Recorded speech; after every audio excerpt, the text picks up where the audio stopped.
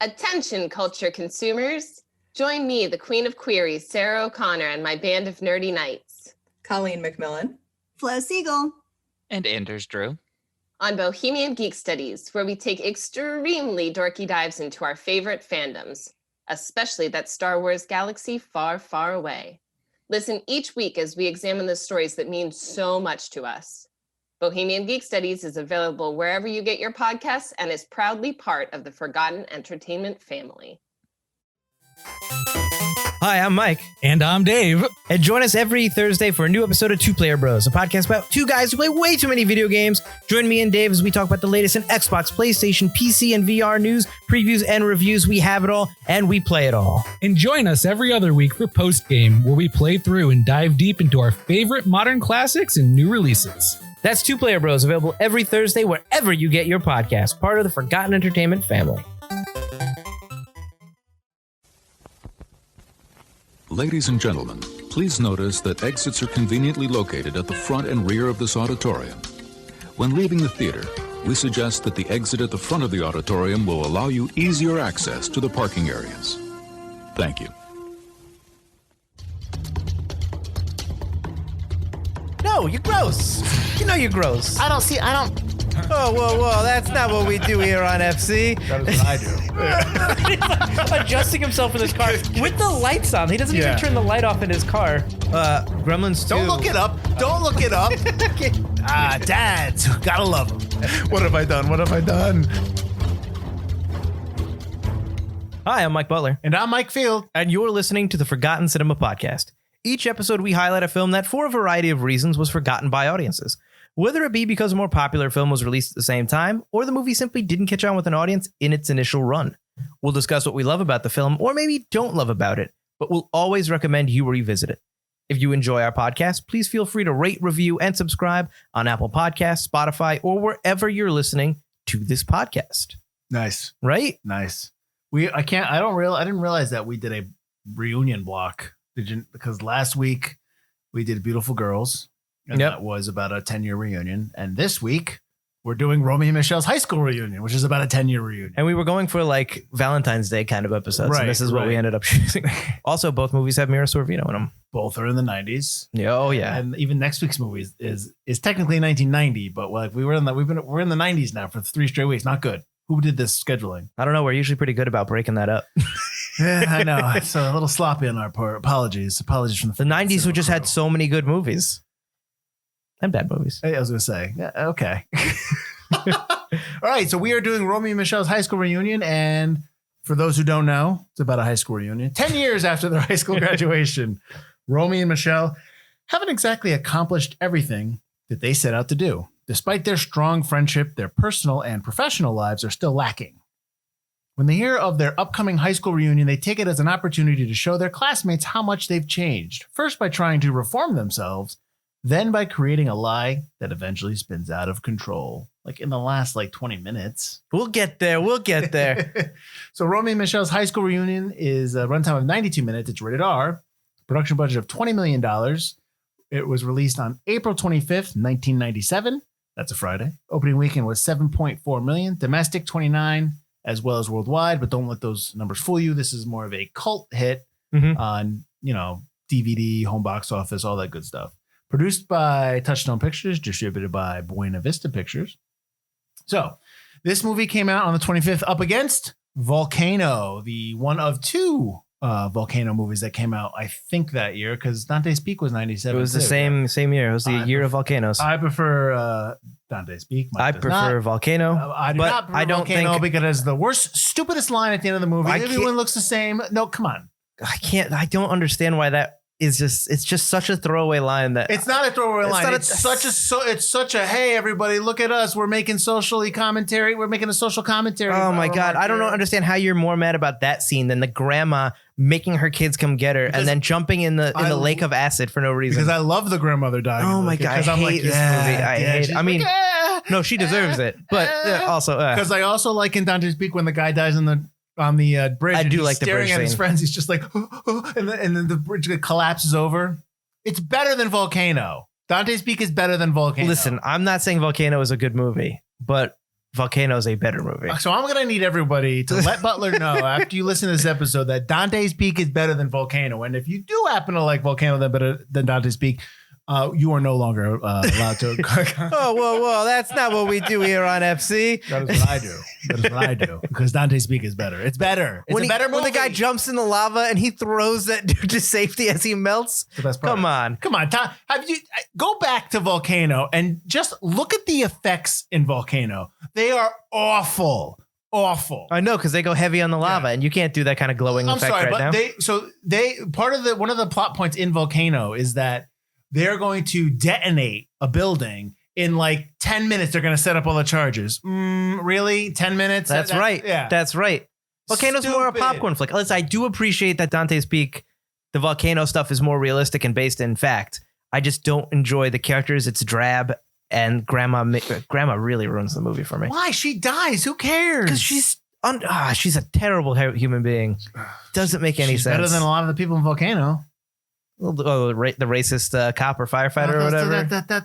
That's just it's so one note. It's got Don Cheadle in it. Tommy Lee Jones. What movie were we talking about? I don't remember anymore. All right. So you also had the week after May 2nd, you had Austin Powers International Man of Mystery. Obviously, that's a huge hit. I never saw that one before. Yeah, I know you have. And then Breakdown, which I like. In a limited release, you had Commandments and Truth or Consequences, New Mexico, or I guess NM as it's known as. The week before, on the 18th of April, you had Murder at 1600, which is not good. It's not good. I know you like it. I haven't seen it since I was, since it came out. But I liked it when I watched it because I liked Wesley Snipes at the time. Yeah, no, I did too. Yeah. I watched Murder at 1600 and I was like, no. Is it streaming? I got to check if it's streaming. Maybe I'll watch that again. Don't confuse it with the Clint Eastwood one, or where his daughter is involved with, she works on the staff of the White House, and Gene Hackman's in it too. I think maybe is that the same? I don't know if that's the same. Maybe I'm confusing movies. Anyways, McHale's Navy came out, and then 8 Heads in a Duffel Bag, which I do not like. And then on the 11th, which is, I wanted to do this because this movie is basically the same movie as Romy and Michele. You had Grosse Point Blank, which I will come back to Grosse Point Blank because I have something I want to run past you after we kind of talk about this movie a little bit. So I will come back to that. But that also deals with a high school reunion, and that's with John Cusack and Minnie Driver. That came out the same month as this. I think this movie got pushed back to kind of space themselves away from Grosse Point Blank, but who cares? You had it was directed by David Merkin, who's done Heartbreakers, and he's also a writer-producer on The Simpsons. Written by Robin Schiff. This is based on her play called The Ladies' Room, which actually Lisa Kudrow starred in on the stage. She played Michelle. She has written Loverboy, which is the. Do you remember Loverboy? I vaguely remember Loverboy. That's the Patrick Dempsey. I delivered pizza, but I'm sleeping with all the wives movie. She's done the Gross choosing, I guess, producer, executive producer, or writer, or creator of Grosse Point, the TV show, which is I think based on Grosse Point Blank. And she's also a consulting producer on Emily in Paris, which is a new show. I believe it's on one of the streaming services. Produced by Lawrence Mark. He was nominated for an Oscar for Jerry Maguire. He's also done Working Girl and Dreamgirls. Cinematography by Ronaldo Villalobos. He has done Risky Business, Major League, and A Bronx Tale, to name a few. Two composers here, and I didn't really get in my notes the full story why there's 2 composers here. I don't know if you got anything. No, I did not get anything about the Stephen composers. Bartek, who has done Cabin Boy, Snow Day, and Get Over It. And then you have James Newton Howard. What? Yeah. It was a little bit of a different people, people in different points of their life. I guess, I don't know. It's a little weird. James Newton Howard. Yeah. So he is nominated for an Oscar for The Prince of Tides, The Fugitive, and My Best Friend's Wedding. Edited by David Finfer, who was nominated for an Oscar for The Fugitive. He also did Warlock, Heart Condition, and Simon Birch. Fun fact: Simon Birch was a movie that I went on my first date with my then girlfriend, now wife. Aww. Right. It was not a good movie. We're gonna have to do that for Forgotten Cinema anyway. That is long and forgotten. We're good. Mira Sorvino plays Romy. She won the Oscar for Mighty Aphrodite. She's in Mimic, Summer of Sam, and more recently Stuber. Lisa Kudrow is Michelle, as I said before. I don't know if you know this show called Friends, but she's been on it. She's also in Table 19, Easy A, and recently Like a Boss. Janeane Garofalo plays Heather Mooney. She is in Mystery Men, which is an episode that we did. Mm-hmm. Wet Hot American Summer. She's in Clay Pigeons, which is an episode we did. At Southland Tales and Reality Bites.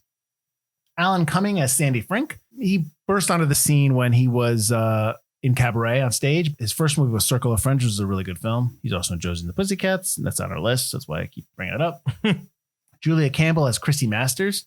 She's in Kicking and Screaming, Opportunity Knocks, and she does a ton of TV appearances. Like she's you would recognize her. She's probably been on your show that you watch. Oh, yeah, as soon as I saw her, I was like, I've seen her in something. Right. And it turns out I've seen her on everything. Yeah, pretty much.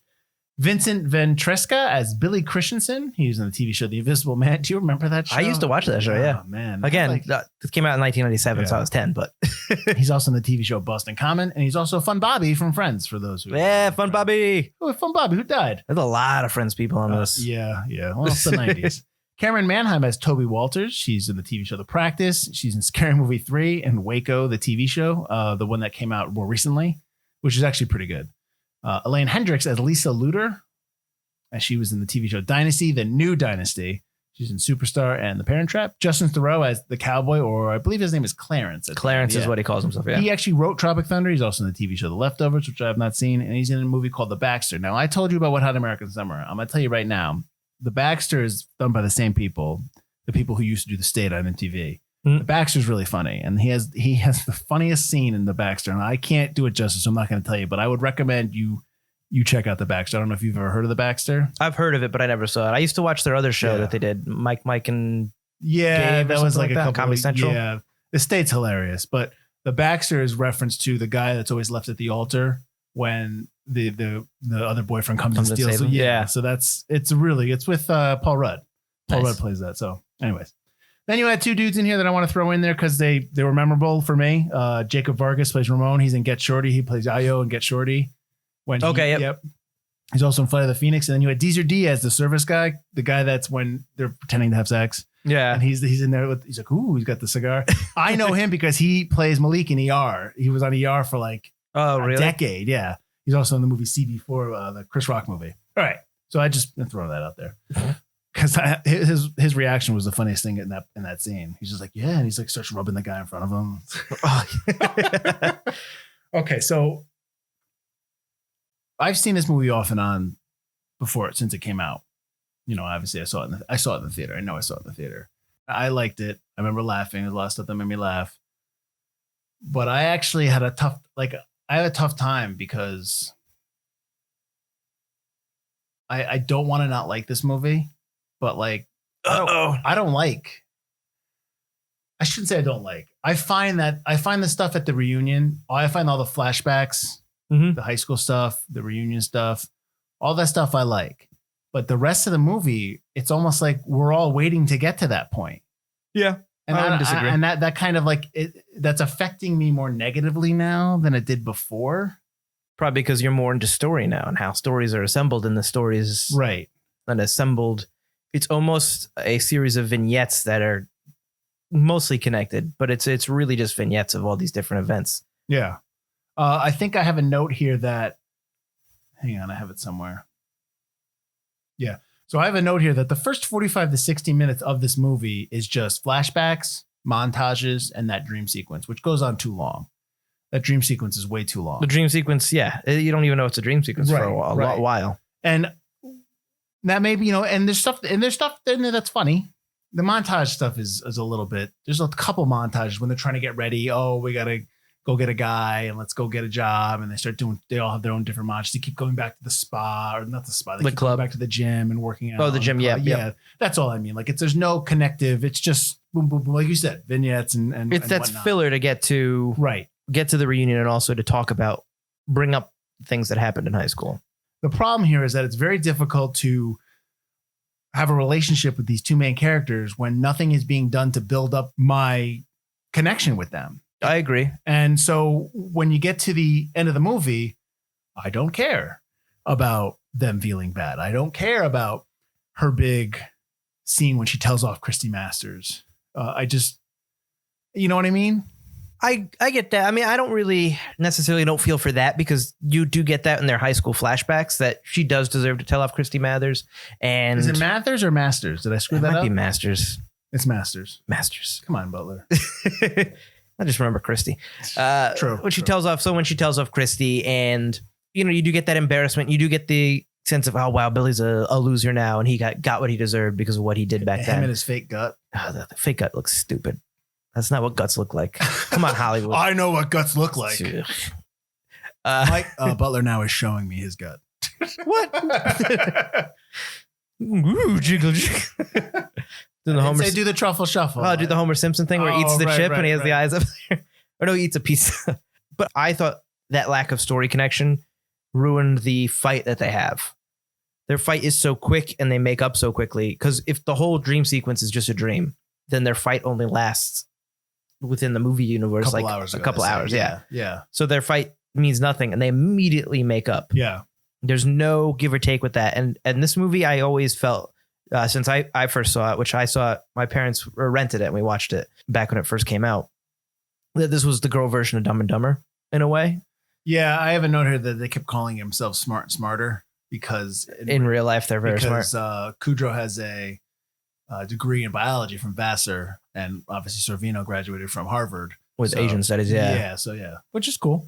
No, yeah. Yeah. But in Dumb and Dumber, you do get a Dumb and Dumber, as stupid as it is in a series of vignette. It tells a full story. And so you get these characters as friends. You get their slow fight. Their fight is a slow burn to breaking up. And then it does take a little while to build back their friendship. You know, Harry and Lloyd are mad at each other for a lot longer than, 4 minutes of screen time. Whereas in this movie, it's just, we're friends. We're great friends. We're great friends. And let's have a fight because the story needs us to have a fight. We need some kind of trouble. And then, let's immediately make up because our movie's really short. Well, the other thing is that there's still, even at the end of the movie, there's no reason why Michele should go with Sandy Frank at the end of the movie. No reason. The only reason because he's rich. That's the only reason. There's no lesson learned. Yeah. And Sandy doesn't get what he wants. She only likes him because he's rich. It's not like, oh, I like you because you've grown up. You look good now and you have a lot of money. It's that money. Yeah. Yeah. There's no, absolutely not. And to your point about Dumb and Dumber, Touchstone, when they were looking for a new movie, they were looking for a quote female version of Wayne's World. That's what they were looking for when they. Is that why Mira Sorvino does a voice for Romy? That's kind of like Wayne. Yeah, I don't get the voice. I don't get it. I don't get the voice. I almost wondered if the voice was to make her a little less attractive. Right. Kind of like dumb her down because otherwise she would I don't get why she wouldn't be the most popular girl in school. Well, that's yeah. In the beginning, when you first see her, they talk about how she's overweight and she's not. She just looks like a person. She doesn't. Yeah. So and she's the clothes that she's wearing. She's obviously she gets the big blazer. Yeah. Yeah. Okay, fine. And then she has mono, which was the best diet she's ever had. She says, yeah. And she now when they're dancing, that wasn't the prom, or was it some kind of just dance with no chaperones? That's the prom. Yeah. There's a couple of chaperones walking around. Yeah, you can see some teachers walking around at the end. So, and they both look good. Like she looks better. They're dressed very well. Oh yeah, and it's like, I'm sorry, but you're not getting made fun of. You're not the pariahs. Well, that's the other thing. It's like, oh man, I look at all these people in these like stuffy prom dresses. It's 1987. Everybody would be looking like them. That's what I didn't get. Yeah, it's like it's 1987. Why do these people look like they're in their 60s? Right. And they actually look like they're from the 80s. I didn't get that. And I know that it's a comedy. I know it's supposed to be, subversive. It's supposed to be surrealistic. I get it. Right. I get it. I know I'm digging deep and I shouldn't. But to be fair, we talk about this all the time in comedies that even though it's a comedy, even though it's off the wall, work does need to be put in to make us root for the people, root for the heroes. Right. No matter if it's a comedy. That's the whole point of that. So that stuff still has to be in there to the point where I actually root more for Heather Mooney, Sandy Frank. I actually even root more for Toby. Like even the cowboy. Like like their storylines. Clarence, you mean? Yeah, excuse me. Their characters I liked better. You know what I mean? I don't not like Romy and Michele. I'm not saying that either. I'm just saying I prefer, like, Janeane Garofalo is the best thing in this movie. Janeane Garofalo is often the best thing in every movie. She's got a great person. Like so she's always Janeane Garofalo, but she plays it well and she puts a lot of, I guess, emotion into it. Like you could tell, like it's less acting for her. She's more, well, maybe it's a little bit of a bit, but it's at least coming from like a place of realism. We do it all the time when we do the commercials. I'm the jerk, in a year. Like right, I get, that's her part, like but she plays it well. Yeah, absolutely. But I don't know if I still root for Romy and Michele. They ignored other people in high school, but they were never like mean. They were always okay. Yeah. Okay. And I think they're relatable because they were never the bad group or the dumb group or the smart group or the popular group. They were just, there in high school, Right. which I think most people in high school are those people. But no, they were persecuted because they got magnets put on their back because that's so bad and terrible. I think that's just saying Give me that. the bag. You get a bag of magnets just to specifically put on the back of Michelle's brace. It's a dumb joke. It's not even funny. It is a dumb joke. That is true.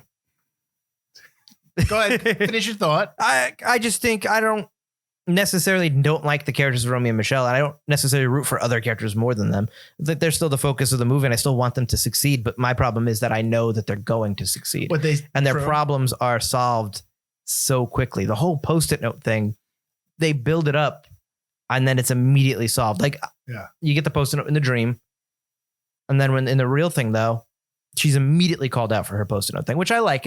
It's oh man, this plan failed spectacularly. Right. And it didn't build up to something, but then it fails immediately and gets resolved immediately. And the whole movie has no real problem, I guess. I don't understand what the conflict in the film is. Nothing. There is no conflict. See, that's the Because problem. they're is not too poor. They're not too bad off. They're not. These characters weren't even the leads in the ladies' room. They were two characters that were written into the play that got big laughs. And so then the writer Schiff took it and made them into a movie. And even she says she thought that the movie was going to bomb. She didn't, when she saw them doing the dance at the end, the expressive dance, she was like, what is going on here? She had no idea what the heck was happening. Wait, she didn't write the dance into the movie? No, they put it when they burn the camera a couple times. Yeah.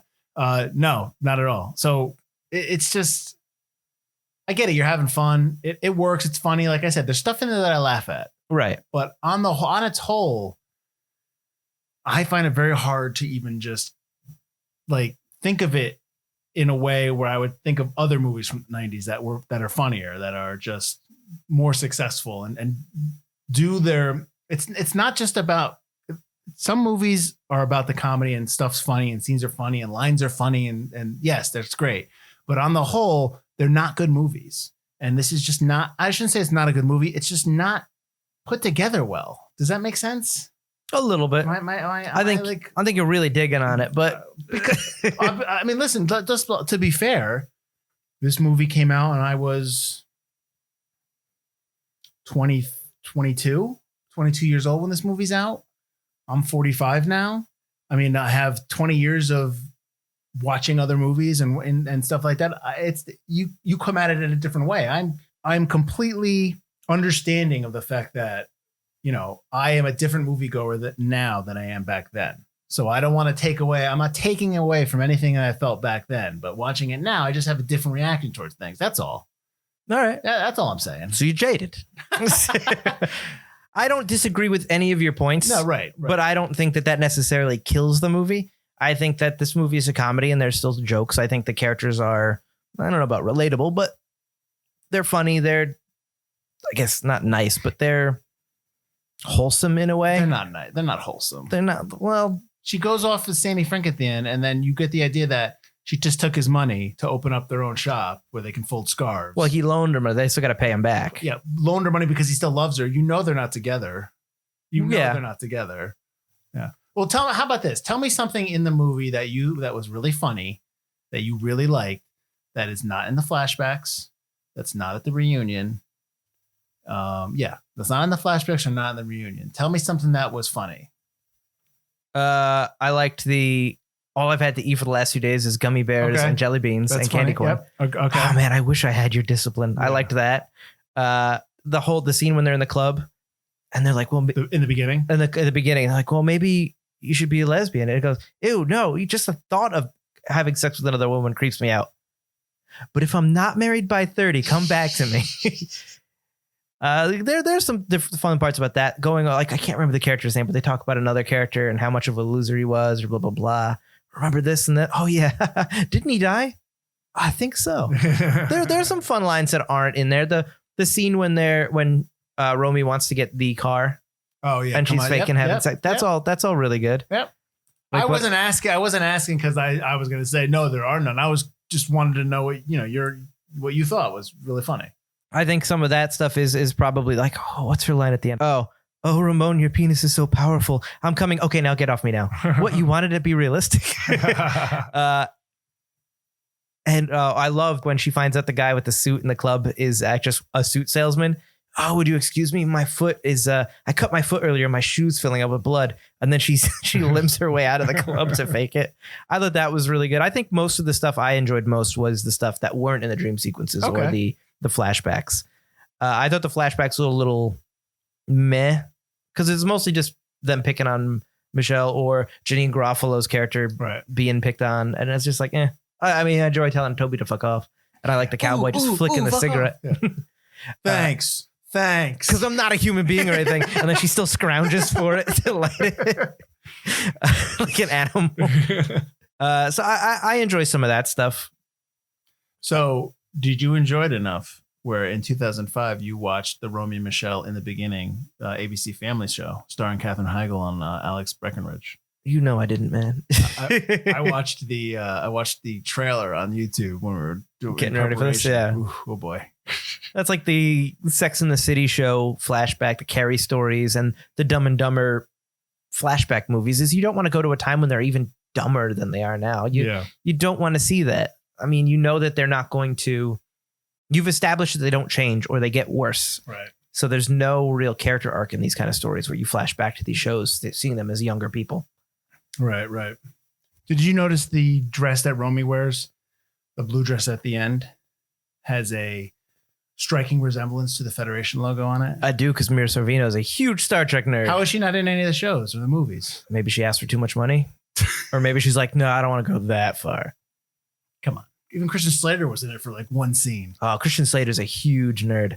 I remember they were doing, when episode 1 came out, they were doing a whole news report about people waiting in line for hours and hours at Toys R Us to get the Phantom Menace toys. You were probably too old to know, but they released the Phantom Menace toys in March when the movie came out in May. So people were lined up for blocks just to get these toys. And one of the news articles was doing like interviewing people at the Toys R Us in LA. And they're going down. One of the people in line is Christian Slater. And he's like, oh yeah, I'm going to buy like $5,000 with these toys. That's just happening. And like, he's like a huge Star Wars guy and Star Trek guy. So, but I always have like respect for the actors who don't care. Like, no, yeah, I'm in acting. I'm a drama major. I'm a nerd. Oh yeah, no, sure, absolutely. Yeah. And she went to Harvard, so she's definitely more nerdy. Jeez. So you're saying only smart people can be nerds? Is that what you're trying to say? I don't like a dumb nerd. No. Well, I'm not saying I'm the smartest nerd. Well, but is a nerd dumb? I mean, isn't a nerd somebody who's smart? There should be no dumb nerd. Is it more like I guess geek? Yeah, I guess so. I don't know why the vernacular. I don't know why we're breaking that. I don't know either. So you're a big fan of Romy and Michele. You're gonna go to Club Cumming in I read about that. They had the Romy and Michele night. So Alan Cumming has a Club Cumming every Saturday. That's a lot. Yeah, I don't know. Maybe it might not be every Saturday. Maybe it's just random. But they host a Romy and Michele day where they play 90s music. They have scarf folding stations, and then when you want to request a song from the DJ, you have to put it on a Post-it. So Butler will be there soon. I like the Post-it note idea, but I don't know about the scarf folding station. That's like, why is that the big part of the movie that you like? That's just probably there. Yeah, I don't know. It's just for some reason that took off. So I said this movie was a $20 million budget. $240,000 of it went to licensing the song "Time After Time." Wow. Right. But I was going to ask you, do you think Time After Time is an underrated 80s classic song? I will say I prefer the Eva Cassidy version of Time After Time. Really? You don't like Cyndi Lauper? Oh, sure. Her version's good. I think it is a good song. I just prefer the Eva Cassidy version. But no, I think it's a good song. Okay. I really like that song. I don't know if it's super 80s, though. Okay. It's just kind of like a good song. There's a certain, I don't know. When I'm thinking about 80s song, there's a certain beat or style to it that's got to be like, yeah, that's 80s. When I listen to that song, that's kind of really nebulous. Yeah. No, I definitely, with Time After Time, any Cyndi Lauper is always 80s. I think, especially. I think other Cyndi Laupers, absolutely. Well, everyone knows the Goonies one. So everyone, the song that plays at the beginning of the Goonies. Mm-hmm. So, absolutely. Everyone knows that. I like the No Doubt that was used. I forgot No Doubt as the twice. Theme. Yeah. That's like their theme song. My first note was, any doubt this was made in the 90s? No doubt. I'll be here all night.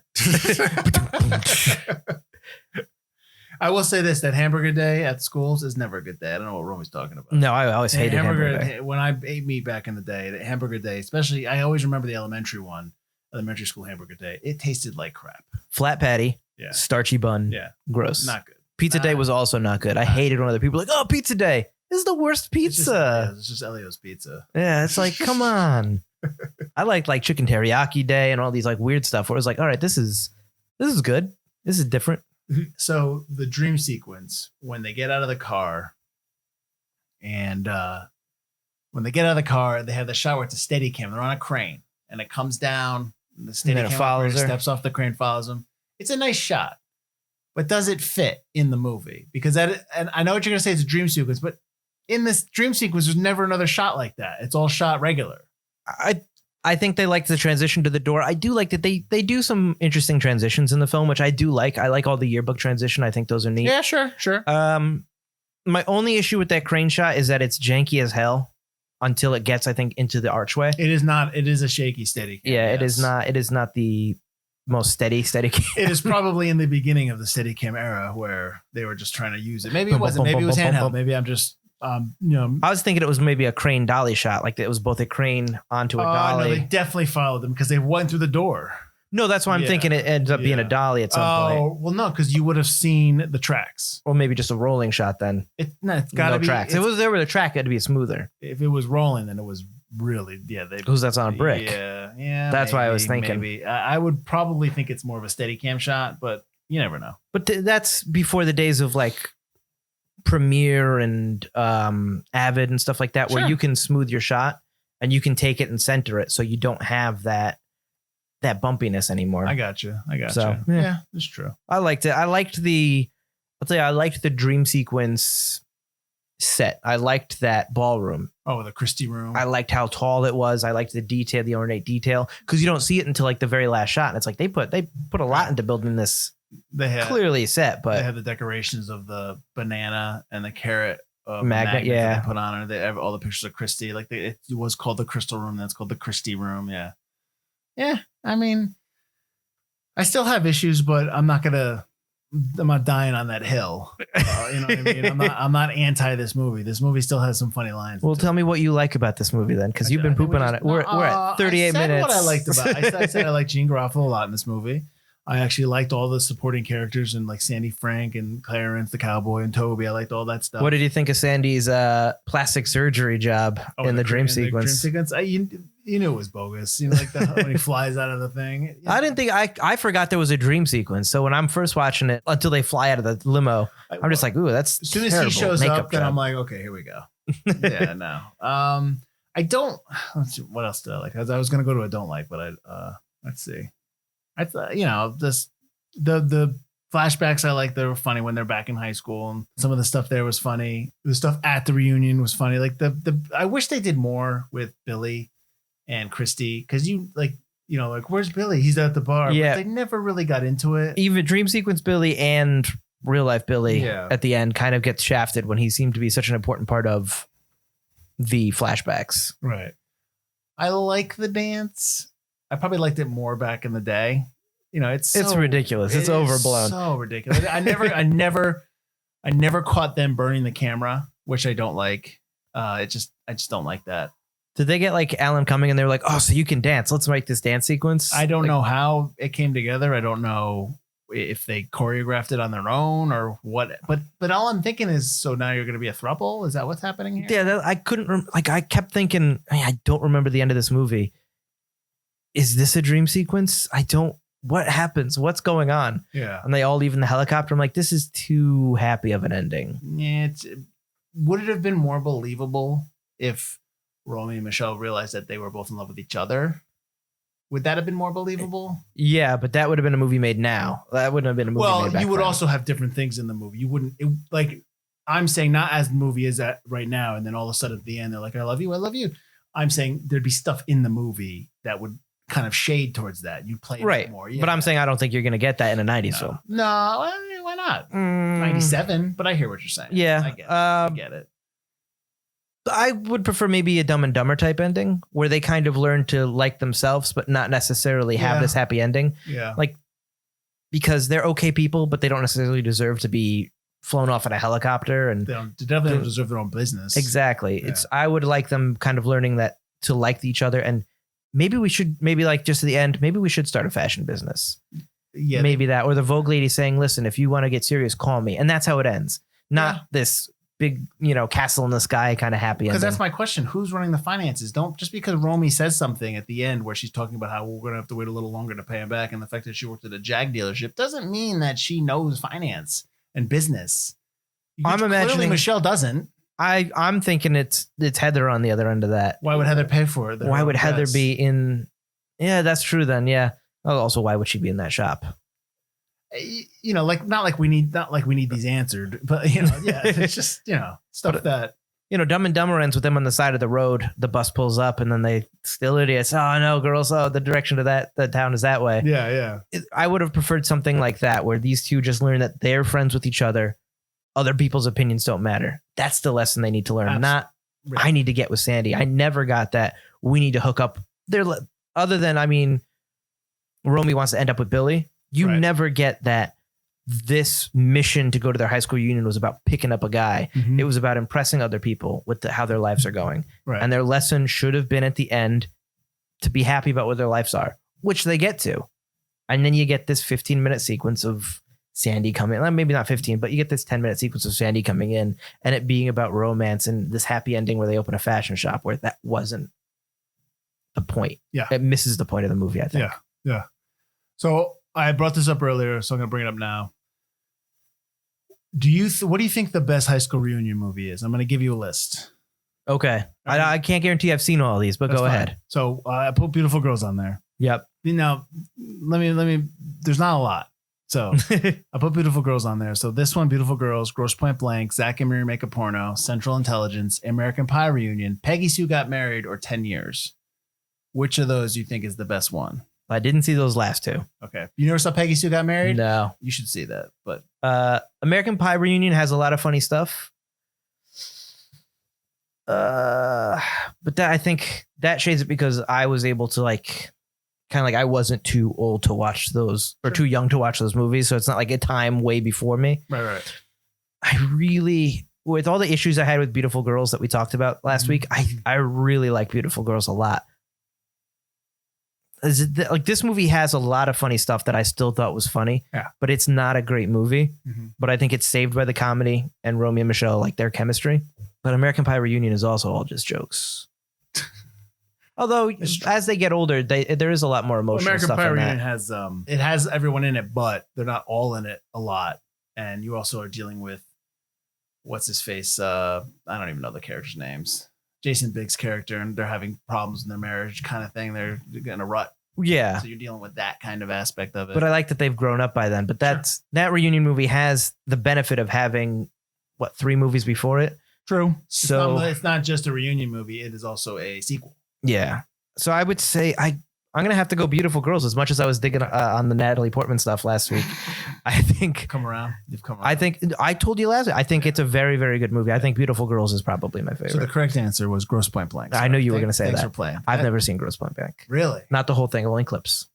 What parts have you seen? I don't even remember. It was a long time ago. It's really good. It's I know everybody talks about it, so I imagine it was going to. I knew that was going to be your answer. Yeah, of course, because it's the correct answer. You should really see Peggy Sue Got Married as well. That's Francis Ford Coppola. I've heard of it. I just had never seen or Do you know what it's heard about? anything. Not at all. So basically, Peggy Sue is Kathleen Turner, and she ends up time traveling back to when she was a kid. Okay. But she knows everything that's going on. So Does she quantum leaps it? Something happens where she's part of some kind of ceremony that her dad's doing, and she ends up going back in time. But she is her younger self? She's her younger self. Okay, yeah. So quantum. Okay, yeah. It's actually, and Nicolas Cage is in it, but he does he's doing this weird voice in it, but it still works. It's good. It's funny. You should check it out. And you should definitely check out Gross Point Blank. But I like that you picked Beautiful Girls. I'm really happy that you come around on that movie. I told you last. I know. As much as I really didn't like that last half of Beautiful Girls, that last 55 minutes is really, really good. Right. And really, that first 45 minutes I didn't like because I didn't like these characters. It really helps inform those last 55 minutes where you're just but here's how you feel good for them. Here's the other side of them. It's being honest about the characters. They're not perfect. They're real people. Yeah. Why are we breaking down this movie from last week already? Because it's really good. Well, but to be fair, I mean, that's when we do these episodes and we do these movies that, I like Romy and Michele's High School Reunion. but it's flawed, and there's stuff in it that I can't rectify with, and I think I need to. Talking it through with you is just what it's about. I think that's why it's forgotten. I think. Oh, okay. So hang on. So Mike, why do you think it's forgotten? Because as funny as it is, and as good as the chemistry between Lisa Kudrow and Mira Sorvino is, and as great as Janeane Garofalo is, as great as Alan Cumming is. Justin Theroux. Justin Theroux's really good in his like 2 scenes where he's got that slight stutter. That's great. Can I get a light? Oh, thanks. Thanks, Clarence. I had a bit of a stutter. I could have been nicer. And then he's put off when she starts yelling at him. I will rip off you, starting with your penis. I just wanted to get a drink. They're all great, and the lines are great, and the comedy bits, with very few exceptions, mostly some of the flashback stuff with Romy and Michele, don't land, but the comedy bits are all great. I love the way it's filmed. It's bright, it's colorful, it's happy, it's short. It doesn't overstay its welcome. You always like an hour and a half movie. Right. I say that not you, but like you and all of us. Everybody, yeah. Except for those movies where we want to see more. Of course. Which is never a comedy. Yeah. Which is great. It doesn't overstay its welcome. The dream sequences may be a little too much. Mm-hmm. I think once you know it's the dream sequence, it should end. But then you flash forward to them being old people. Although I do love when she's old and she gives the finger. Yeah, that's a funny scene. The old finger, that little part, but other than that, no. Yeah, it's too long. It's way too long. Yeah, although the makeup is good. For some reason, I don't know who did the makeup on this movie when they were older. I'm like, this is pretty good. I thought the same thing. The old people makeup's really good, but the plastic surgery job in Alan Cumming wasn't good. But I think probably that's on supposed purpose. to be, yeah. The other thing is they're clearly not 28. So they're playing.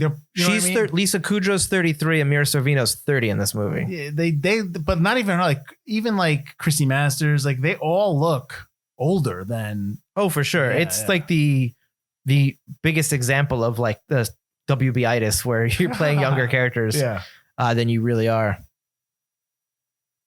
No, that's I think that's why it's forgotten. It's a disjointed film that I don't think the characters really learn their lesson, and that the lesson is kind of muddled in the movie. Mm-hmm. And I think that the overall story of the film is weak, but these little scenes and the actors are great. And I think that's why it's a cult hit and not necessarily a wider success. I think it's a cult hit, but it's a cult hit more like in the early 2000s. So when this movie came out, it did okay, got blown away by Austin Powers. I'm sure Grosse Pointe Blank came out 2 weeks before it. So that's already going to steal that reunion thunder. Mm-hmm. It's 2 female leads. Let's be honest that, that's not going to, in the 90s, that, executives aren't going to put a lot of money behind it in terms of marketing. It super passes the Bechdel test or whatever. I do not agree with all that. Why it doesn't, but I'm just saying. I get that. Fact that is something I do like about the movie, though, is I've always liked this movie. Like even when I was younger, and when you're younger and you're a guy in the 90s, at least you're just like girly stuff. But like this movie who was doing that? Like any boy. I got you. But this movie is so funny and the characters are so relatable in a I'm a girl or I'm a guy kind of way that I that's something I also really like about the movie. Right. That I actually put in my notes. I wonder if, not to take anything away from Merkin, but I wonder if this would have been a different, stronger movie if a female director was in charge. And you know what I mean? Because I wonder. Possibly. I'm not taking anything away from Merkin. He was fine. Yeah. I'm curious. I think the writing of the story just needs help. Well, yeah, I get that. Like keep the jokes, but have somebody try to like form it into something a little bit more cohesive. Well, I think that what I was saying before about it being forgotten was I think you had those movies that came out, so it didn't really hit in the theaters. It did okay. Then it got on the video because back then we used to go to the video stores and it come in video. That's how I saw. Yeah, you rented it. So people rented, started seeing it. But that cult status, I think, is gone. I think now when you hit the 2010s, I think there have been other movies that have done kind of this type of comedy, but better. I'm thinking of Wedding Crashers. I'm thinking of like those just comedy movies. Yeah. That it keeps getting pushed down the list in terms of when you say, what's a really funny movie? There are more movies that have been better than the way that. Yeah, with an all-girl cast. Oh, well, it's Bridesmaids and all that. Right. But I think if you showed somebody today, Romy and Michele, I think they'd still laugh at the funny bits. No, I think the comedy still hits. Well, do you think the fact that Sorvino is not a huge star in terms of a celebrity star kind of thing, and Lisa Kudrow basically is just friends, and do you think that hurts as well? I think that always hurts in the long run. Whenever, Jennifer Aniston, Lisa Kudrow, And really just those two. Courtney Cox a little bit. But she's got the Scream franchise. To She's be fair- got to Scream, be and fair, then she these had are her not- other show, Cougar Town. These so. are not my opinions. I'm curious. I'm curious about the general audience. I do think because you're watching, Phoebe, you're watching Rachel, you're watching Monica. That's kind of always in the back of your head. Yeah, no, it is. I think that's why David Schwimmer, like you're only going to see David Schwimmer as Ross, but he's great in the O.J. Simpson movie or miniseries. Yes, yeah, he is actually. And I do want to see his Peacock show, which I haven't seen yet. Yeah, it's a British show, right? Isn't he? Is he in Britain? Is it the one where he's in Britain? He's in Britain, but he's a CIA agent who's in Britain. Yeah. No, I like Schwimmer. It's a huge. Friends is a huge. I think that's the problem is you're just going to see those characters as those characters. But they still get checks from that, so they're not. Oh yeah, they're not crying about it. Absolutely not. And like I said, this isn't my opinion. This is just I'm curious with general audiences when they come to the theater because you know how people come to the theater to see movies. And Friends was still on while Romy and Michele came out. Oh, so that was the draw then. But now you're just like, oh, it's got Phoebe in it. I think one of the notes that I read was that this movie wasn't going to get made if Kudrow wasn't off the hit of Friends. Like that's why it got probably pushed through. Oh, the fact that her name that's definitely why. That's definitely why my parents rented it was because hey, it's Lisa Kudrow. She's in Friends. Yeah. Awesome. All right. So, yeah. So, I mean, I know I was being negative, but I'm trying not being negative in a good way. I guess. I don't know. It's an hour and a half. It's fun. Comedies, like we always talk about, comedies and horror movies, 90 minutes is your sweet spot. 90 to 100. I'll give you that. 90 to 100. That's it. If you go over that, you better be damn good. It's like Hereditary and Midsommar. Midsommar is more 70s style horror, which is fine. I'm okay with that. I was okay with Midsommar. I'm talking like straight slasher horror or like Sinister. No, I get you. Yeah. Like those type of horror movies where it's just like bad guy, we're getting killed. Let's get out like that. Like if you can do it in 90 minutes. Oh, sure. Midsommar, I don't think you can do in 90 minutes. It's so slow. That's like it is, but that's like you're sitting down and you're being told this long story. You know what you're getting going in. I don't know if I'm going to go back for the 4-hour version. But wait, is there a 4-hour version coming out? I'm pretty sure this one was what 3? Yeah, yeah. There's a longer version. Oh my god, because I know he wants to make an even long. His next movie is going to be even longer. That's a hard pass up for me. I haven't seen Hereditary yet, but I saw Midsommar. Hereditary has some amazing acting. Yeah. But a hard pass for a 4-hour version. No, I'm good. I'm good. Why don't you tell everyone where they can find us? You can find us at ForgottenCinemaPodcast.com or ForgottenEntertainment.com. Since we are part of the Forgotten Entertainment family, you can also find us at the social medias at Forgotten Cinema Pod or just Forgotten Cinema. We post stuff every weekday. We post a fun little commercial every Thursday advertising our episode had just come out. And you can email us at ForgottenCinemaPodcast@gmail.com. We do take suggestions. We haven't mentioned that in a little while. Let us know what you want us to do. We'll add it to the list. We won't necessarily get to it right away. We got a lot of films and we plan ahead, but we will put it on the list and we will get to it eventually. And join us next week. We're going to be staying in the 90s and we're going to be staying in the genre of comedy as we're doing I Love You to Death, starring Kevin Kline and Tracy Ullman. She in that? She is. I really like this movie. So I hope you like it. But I'm going to hate it. River Phoenix is in it. Does that help? Well, I mean, he is young Indiana Jones.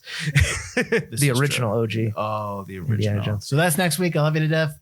You got anything to add? Happy Valentine's Day. Besides that, I think Happy Valentine's Day.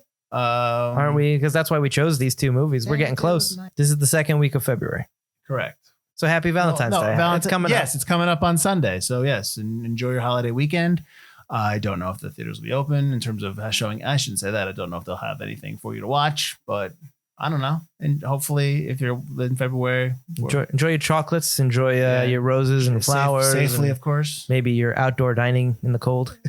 Interesting, like that could be a possibility. But until then, I am Mike Field. I'm Mike Butler, and this has been Forgotten Cinema.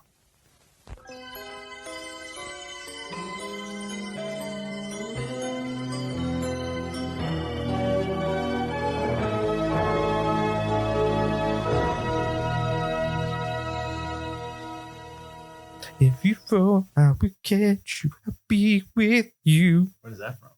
Time after time. What are you singing? Do you not know the lyrics of that song? Not the way you were singing it.